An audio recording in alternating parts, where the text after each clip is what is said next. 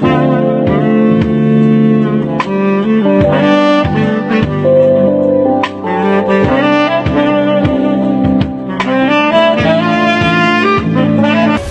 friends. You are welcome to Anchor Network, where you get updates of things happening around you. I appreciate every one of you that have subscribed to this channel. And if you have not subscribed, I say thank you very much, because I know that at the end of this news, you are going to subscribe. And I want you to press the red button and also the bell icon so that you'll be notified anytime we publish any news. Thank you very Buhari much admits once failure again. in power supply, says not good enough. President Muhammadu Buhari has admitted that his administration failed in the area of power supply in the country, saying his performance in the sector was not good enough. The president said this on Wednesday when the Oba of Benin, Omonoba Nedo Eware, too led members of the Edo State Council of Traditional Rulers and Chiefs on a visit to him at the presidential villa.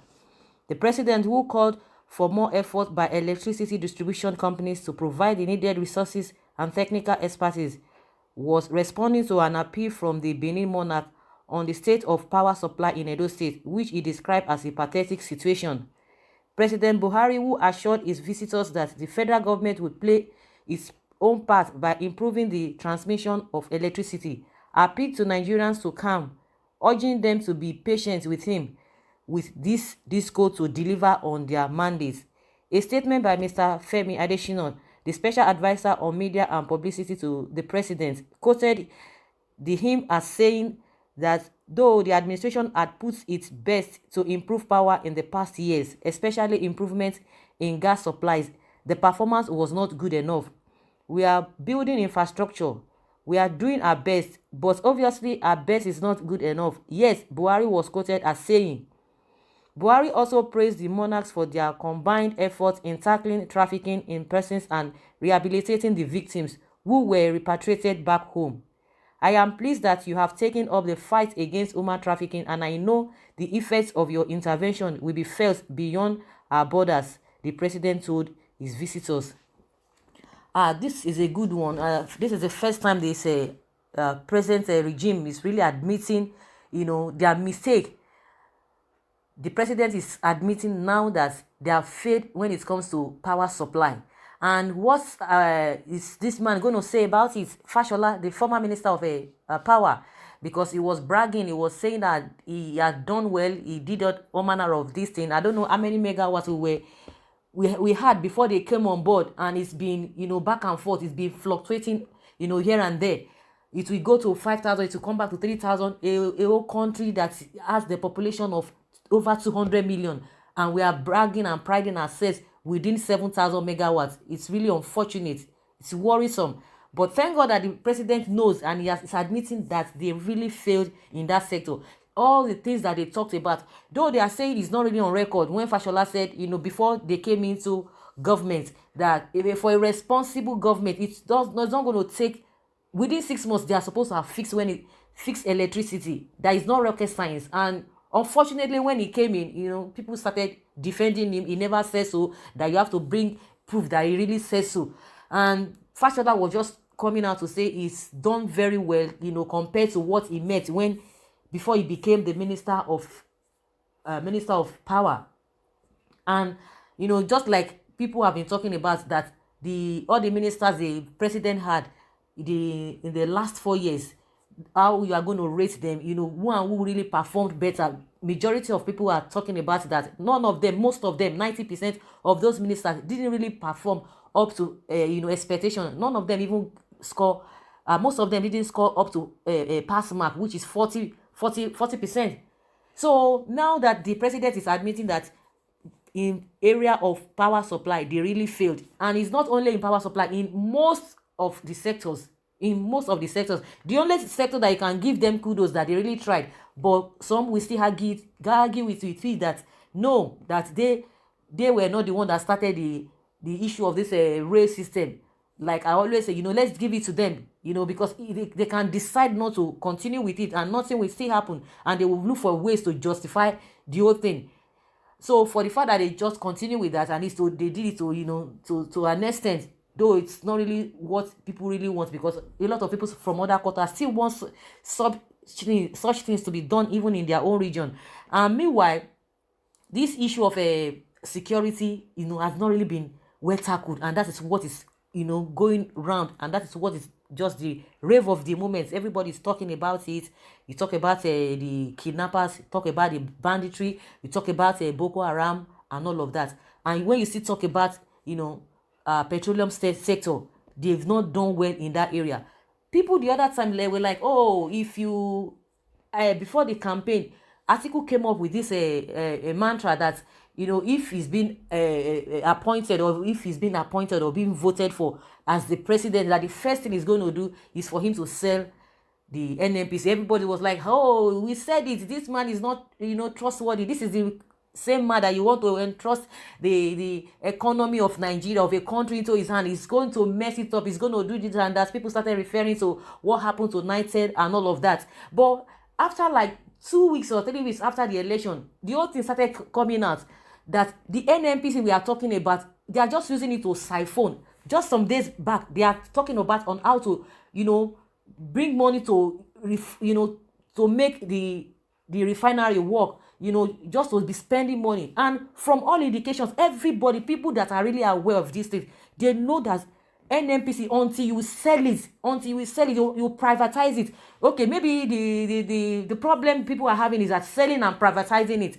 But they are still talking about that privatization has not really worked. That when it's in terms of NEPA and this new company that is managing this electricity, that it never really works. But when we in terms of communication, it really works. So if something does not work, at least you have to improve on it. But as it is now, the issue of NNPC, if they don't privatize it, some people are just somewhere at the corner, just feeding fat, smiling to the banks. That's what they are doing.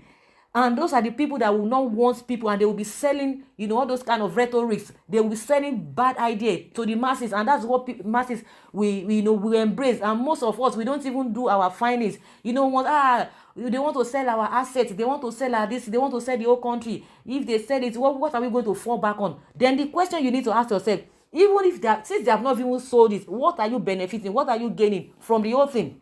They came with the issue of subsidy is a scam. Paying for petroleum subsidy is a scam. But at the end of the day, when they came in, we found out that they are the one that maybe they didn't even understand what they were saying, or they just wanted to use it, to boo us or to deceive us. And we bought that, because I could recall in 2012, everybody went, all out, to protest against, subsidy must not be removed. Subsidy must not be removed. And everybody bought into that rhetoric. And they were telling us before this APC government came in, they were like, oh, if you pay for subsidy, if you say you pay for subsidy, it's a scam, that there's nothing like subsidy, that some people are feeding fat. But at the end of the day, we found out that even the regime or the PDP that were even castigating, they were even right. Jonathan was right for him to say he wanted to remove subsidy, because he saw what is happening. And I think that was why Atiku was saying, if he's been elected as the president, that the first thing he's going to do is to sell that NNPC. But they came out to say, no.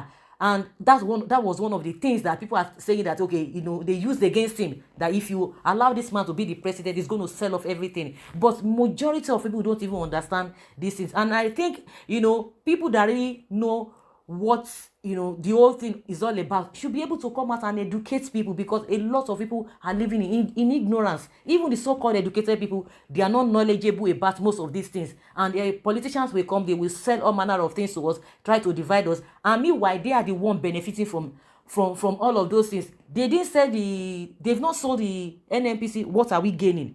You ask yourself, as a Nigerian, what are you gaining? What is the benefit of that NNPC that has not been privatized? What is the benefit to you as a person? You see most of them, when they are doing recruitment, they want to do employment, you will not hear anything. Before it's just within their children, within their friends, within their cronies, they will do a manner of interview, and before you know it, they've already closed that that portal for employment. And you will see that it is like we always use that word, not them. You will see them at that big positions. They are the one occupying those seats. They wouldn't want that NNPC to be sold. Of course, I'm not even, I'm not standing, or I'm not speaking for Atiku, he might have his own fault. Nobody is perfect. He might have his own fault. But I think these guys, they are really coming out to right the wrongs. But of course, you can't trust politicians enough. It's just because of what they have done in the past, and that's why people don't just want to really trust them. And you see that they are using those things against them, even when they have their good intentions, even when they are genuine in their plans. Nobody wants to believe them. That's why, as a person or as people, you just have to be doing the right thing at all times. You try your best. Nobody is perfect. I must admit that. So thank God that the president is admitting that they have failed, and I don't know what Fashola is going to say about that, because he was priding himself that he has really done well, because they got to 8,000 megawatts or 7,000 megawatts. I don't even know what we have now, because when you talk of the power supply, is still zero compared to other countries, compared to where we are supposed to be, even as a people. So guys, that's just my own opinion concerning what the president has said. This is the first time they are admitting that yes, they have failed in this area. So what are the things that they're going to put in place for us to move forward? Because in this next level agenda, we have not seen anything. We have not seen any blueprint, and that is why you have seen everybody going back and forth. The only thing that they are bringing forth to us is this Ruga of a thing, and now people have rejected it. But they are saying they are suspending it, but we don't know whether they are still going to bring it up again. So guys, I would like you to put down your comments in the comment section. Let's rub minds together. I appreciate you very well for always listening. Thank you very much. Bye.